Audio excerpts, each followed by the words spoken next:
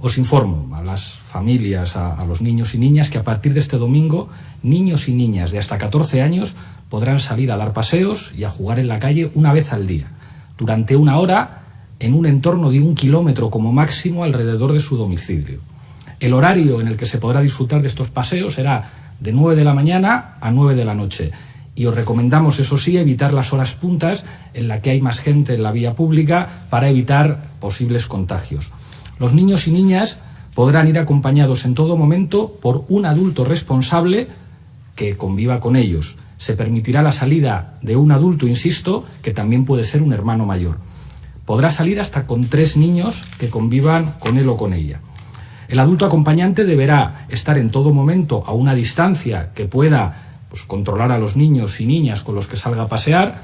Es muy importante respetar las medidas de distanciamiento social con otros niños y con otros adultos que ya han aconsejado a las autoridades sanitarias. Se permite correr, saltar, hacer ejercicio a los niños, siempre respetando estas condiciones de distanciamiento social. Podrán salir con sus propios juguetes, con una pelota, con un patinete, pero no podrán hacer uso de parques ni de juegos infantiles comunes para evitar que el virus se pudiera propagar. En el caso de niños y niñas que viváis en un entorno rural, se podrá salir a pasear por el campo o por el bosque, respetando siempre, por supuesto, las medidas de distanciamiento social.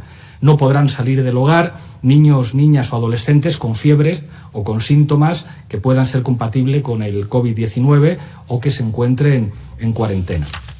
En los próximos días vamos a publicar además una guía muy accesible para explicar todo esto y para que todo el mundo tenga accesible en sus teléfonos y en sus casas esta información. Se trata de medidas, como explicaba Salvador,